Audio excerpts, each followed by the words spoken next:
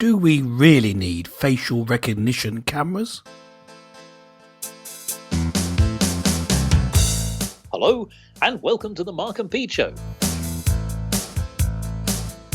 Well, visitors to a shopping mall recently in Sheffield were part of a trial, and that was to capture facial recognition.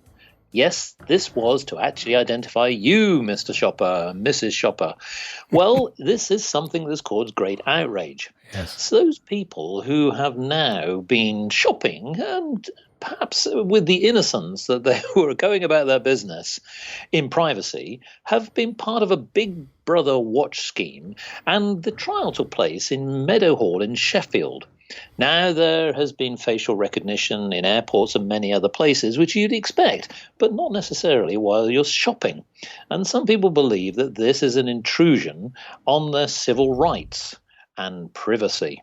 Is this something now that is getting out of hand? Yeah. Well, as far as I'm concerned, if you're wandering around the shops, maybe you've got nothing to hide, and perhaps it's time to turn about face.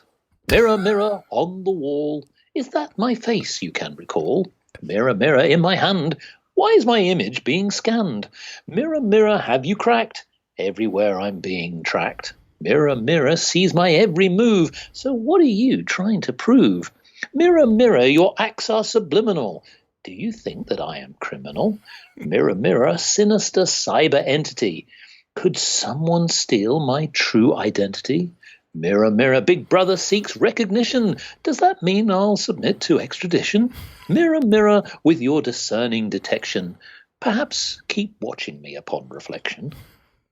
Yes, Clergyman Pete, I don't have a problem, and on reflection, I'd like to see my reflection so that people knew exactly where I was.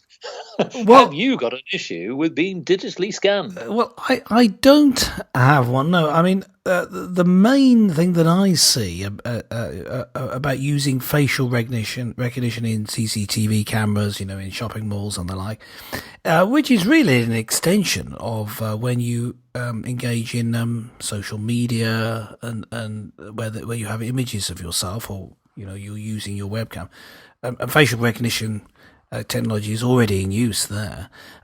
Is that people can see and know who you really are online and in real life. You people know who you are, so it gives a certain accountability to everything that you do, the way that you behave. And the reason I think that's a good thing, I think that's like a return to village life. People in the past, you would have lived in smaller communities than we often do now, and people did know who you are. Or in my position, as a vicar of the area here in the northwest of England, people know who I am, which means, I have to be polite at the traffic lights and all this sort of thing, because people know who I am. And I thought, well, if everyone knows who each other is, it makes us behave better in society. I think it's just generally a good thing. It's I think it was back last year, in March. There was an incident where the South Wales police used it to find people, find who the ringleaders were in a protest, so they were able to use it to identify people who were behaving badly. And I suppose that's where the issue some people may have with it, in that as soon as you have the police and the government knowing exactly where you are and what you're doing, people would get a little bit nervous. Well, people possibly should be nervous, but what is it that they've really got to be nervous about? Oh, yeah. Now, here is a point to mention. So this particular shopping centre wasn't the only place this has been trialled. As you say, you've given one example. Other examples have been in places such as King Cross area in London, where facial recognition systems and cameras were installed to actually try and identify people and to sort of detect movement and follow identity. Now, this was really as a point of measure where effectively the Big Brother, we're going to have to say, is primarily the police and security firms, trialing this idea that they can actually identify people quickly. And if there are culprits in crime, they can actually wheedle them out of crowds very quickly. Now, that's the measure of good. And interestingly, many people are quite used to seeing CCTVs in public places. In Yeah, fact, sure. the United Kingdom is one of the most observed places on the entire planet. Yes, that is correct. Now, you'd think that it might be in America. Collectively, that might be true, but in a concentrated area Yes. such as the United Kingdom, and in landmass, it's not that big, but has more, yes, CCTVs than anywhere else in the world. Now, this is actually quite an interesting thought. So we're actually used to it as citizens. But here's the real downside potentially, and that is the data. Where is the data going? How is the data Yeah. being used? So here's a scenario, Clergyman Pete. Imagine that you were captured, your image, your face, your wonderful face. Thank Yes. goodness for podcasts. Yes, yes. I've got a face for radio. Yes. You've got a wonderful face for podcasts. And that is imagine somebody could replicate you Yes. and simulate you through a Skype call or even imagery where you are actually deemed to be on a video. And this is actually something that has already happened, as I know that we're going to expand upon. Would you then worry that actually your image could be replicated with the sophistication of hackers and cyber criminals who could replicate you as a person?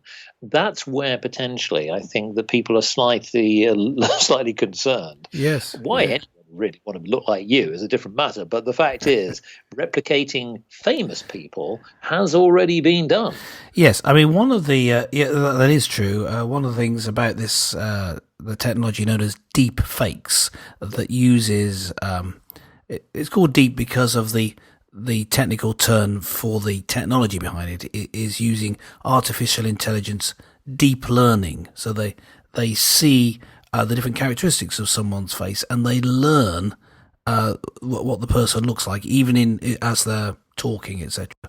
And so they're able to you're able to replace someone's face, as you say, on a moving image, and so it can look like someone completely different. And that's been done with politicians as a joke and this sort of thing. But it's been done in movies to make people look younger, etc., replacing them in a very clever way. faith. And convincing. And so, yes, this is one of the things about technology. Just to give an example from a completely different area of use of technology, when you increase the safety measures in a car, like the brakes get better, or people have airbags and they have better inertia real seatbelts, it makes everyone safer, but people's response to that is to drive faster and more irresponsibly because they know they're safer. And in the same way, there's a technological race here. Because people can use facial recognition, then people will be developing the technology to change their face. And it's up to the other side of the technology. Perhaps the facial recognition needs to extend to body recognition. It needs to be able to put everything together. And so there will always be this technological race, a bit like the arms race, famously between the Soviet Union and the United States. This will always be the case. So I don't see that as a problem yet, but it could be. It's getting there. Yes. Yeah. Yes, and I think that one of the other things here is, and this is another point of concern, Yes. is facial recognition. We immediately instinctively think adults, Yes. but we also have to consider children. And this is something, again, that also has been an area of concern, that facial recognition can obviously capture the faces of children. Now, children obviously will develop very quickly because their faces will naturally develop over time as they grow up. But many parents are concerned that, well, by capturing the facial recognition of their children, what is actually happening to that data? What is the government doing? What are the police doing with it? And I think that's really where I think that you as a parent, and let's ask yourself, do you have a concern that perhaps the authorities could actually have your children on record in this rather sophisticated way, and potentially could actually be breached if a hacker were to get hold of it? Well, I can see that. I can see both sides, but I think overall, certainly at the moment, it's better that the authorities will be able to keep a track of where my children are. I mean, if they were abducted, God forbid, as I say, then if someone will be able to recognise them as they've been taken by using this technology, then more power to them. So I see the balance being positive for this at the moment, and the fact that there's a growing technology that could subvert it shows that it's never wholly in the government's way, if you like. So let me just show you what I mean by that. What I'm saying is that the nervousness of people, I believe, comes down to this: if the government, the police, etc., the people in power are able to use this technology, they'll be able to keep a track enough, and we're never free from them. We can never escape them. But we've already shown that with this deep fake technology, people are already starting to be able to possibly circumvent it. And so what we're seeing is that at the moment, people of the government, people in the government are able to look after us and make sure and spot people who are doing things wrong.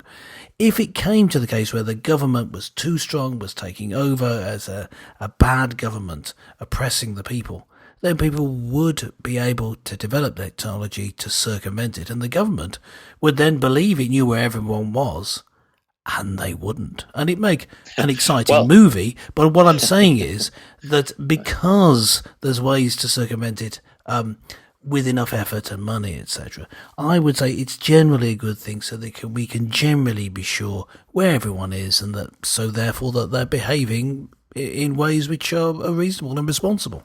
Well, not only that, because we're sort of assuming that this just obviously applies to people who are citizens of the United Kingdom. Yes. No. What if you are a visitor?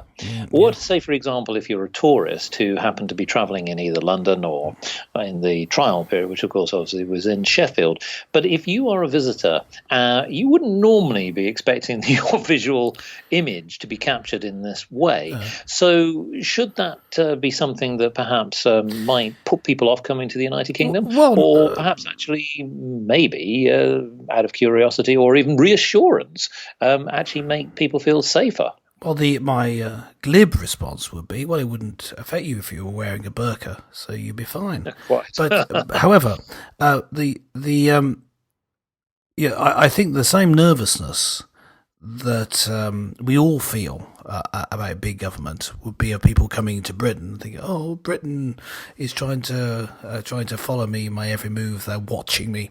But I think they should just feel safer, the same as generally, well, personally, I feel safer if I know there's a few more police around who are watching over me. I think you should feel safer.